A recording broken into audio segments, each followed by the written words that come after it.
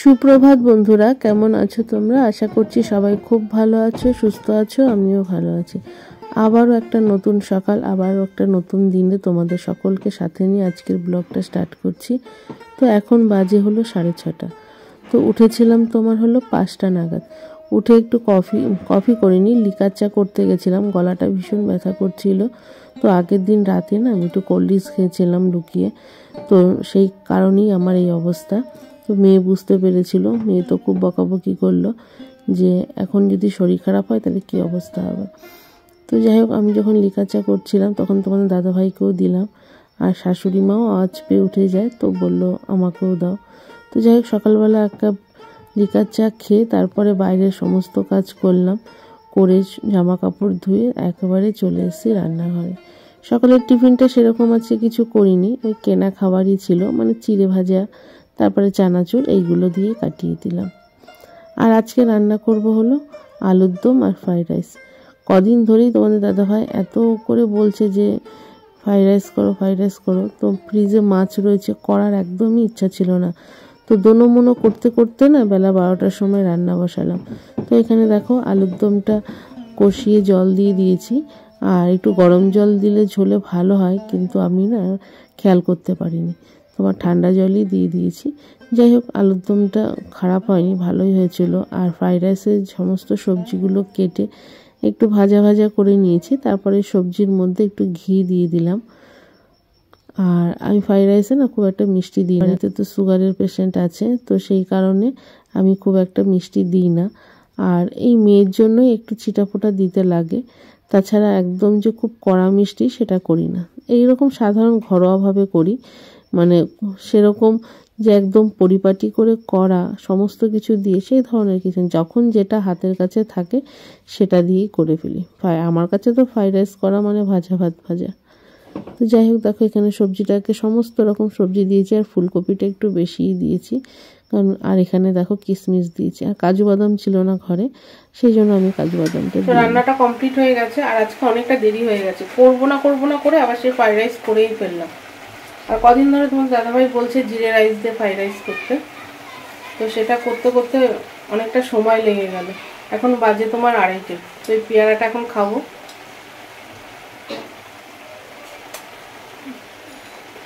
ওটা ভালো না, নরম,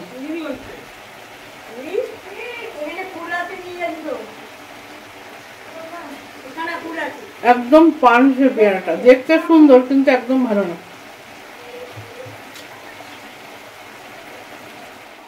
আর এখানে দেখো আমার খাবারটা রেডি হয়ে গেছে, তো সবাইকে গরম গরম পরিবেশন করছি। আর খুব সুন্দর হয়েছিল, জিরে রাইস দিয়ে করেছিলাম আর কি, খেতে ভালো হয়েছিল। আর তোমাদের দাদাভাইয়ের তো খুবই পছন্দ হয়েছে। যাই হোক, যাদের জন্য করেছি তাদের পছন্দ হলেই হবে। তো এখানে শুধু আলুর দম আর ফ্রাইড রাইস, আর কিছু করিনি। আর একটু বাপের বাড়িতেও পাঠিয়েছিলাম, তো সেই কারণেই মাংস এসবের কিছু পাঠ করিনি। ফ্রিজে চিকেন ছিল, তাও করিনি, কারণ আমার মা তো আবার মাংসের ছোঁয়া কোনো কিছু খায় না। আর এখানে খাওয়া দাওয়ার পর মেয়েকে একটু ফল কেটে দিয়েছিলাম, যেটা আমার মেয়ের রোজ লাগে, ও ফলটা খেতে ভীষণই ভালোবাসে। তো চলো তারপরে চলে যাবো একদম বিকেলে। প্রচন্ড ঠান্ডা, একবার চা করে দিয়েছি, আবার আরেকবার করে দিলাম। তখন দাদাভাই বললো আরেকবার চা করো, তো সেই জন্য করলাম। আর এই যেখানে দেখো এই যে কেক নিয়ে এসে, তো এটা বিকালের টিফিন। আর হঠাৎ করে এত ঠান্ডা পড়েছে সে আর বলার কথা না। যেটা 25শে ডিসেম্বরে পড়ার কথা ছিল সেটা তখন তো ঠান্ডা একদমই পড়েনি, আর ইদানিং সপ্তাহখানেক ধরে এত ঠান্ডা সে বলার কথা না। আর আমার তো শীতকালে সোয়েটার মোয়েটার চাপিয়ে কাজ করতে খুব অসুবিধা হয়, একসাথে 2-3টে নাইটি পরে নিই, তাতে কোনো অসুবিধা হয় না। তো মেয়ে পড়ে চলে এসে আর ওকে বিকালে টিফিন দেবো, সেক্ষেত্রে তোমাদের দাদাভাই মেয়েকে আনতে যাওয়ার আগে একবার চা করে দিলাম, তারপরে এসে বলে একটু চা করো। তার টিফিনটা একটু কেক দিয়ে চা দিয়ে সবাইকেই দিয়ে দিলাম। আর সকালবেলা সেই 6:30টায় ঘুম থেকে উঠেছি, আর একা হাতে সমস্ত কাজ গুছিয়ে করা। আর সকাল থেকে তো আজকে একটু চাপে ছিলাম, কারণ ফ্রাইড রাইস করে বেলা হয়ে গেল অনেকটা। আর 10-15 মিনিট মতন একটু শুয়েছি, তারপরে উঠেই আবার সমস্ত বাসনগুলো পড়েছিল সেইগুলোকে ধুয়ে নিলাম।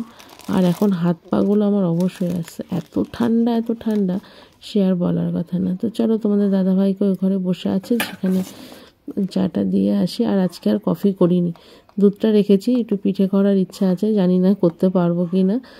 আর এখানে তোমাদের দাদাভাই মোবাইল ঘাটছে, আর আমি একটু লিকার চাটা দিয়ে দিলাম।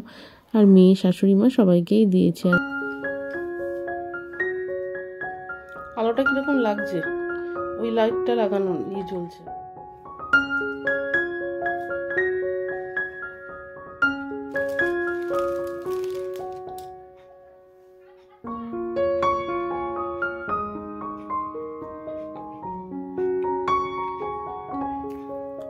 খেতে ভালো, খারাপ না,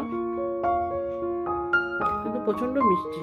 চিনিগুলো কচকচ করছে, চিনি বেশি গো,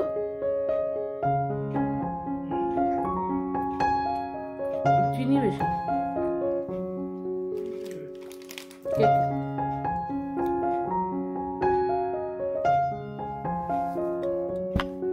আর এখানে দেখো দুটো শাড়ি দেখাচ্ছে, অনলাইনে অর্ডার দিয়েছিলাম, তো দামটা খুবই অল্প।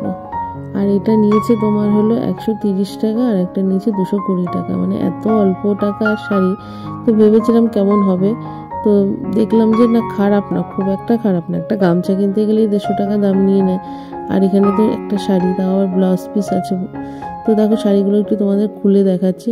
আর এটা না একদমই কোচকে আছে, মানে যখন এসেছিলো তখনই এরকম প্যাকেটের মধ্যেই কোচকানো ছিল। আর একটু টান করে নিলে অবশ্য ঠিক হয়ে যাবে। তো খারাপ না, কালারটাও বেশ সুন্দর।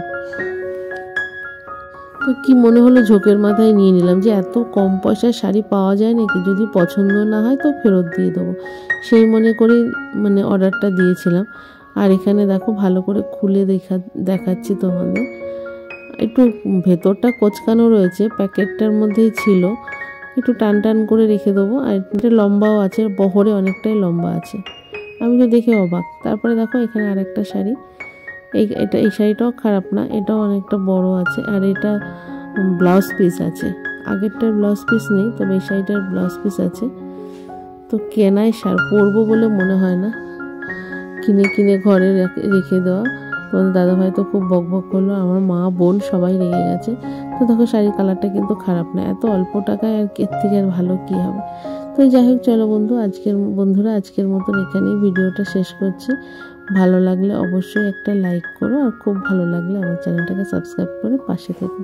তো দেখা হচ্ছে আগামীকাল ঠিক দুপুর 2টায়। তো গুড নাইট সবাইকে।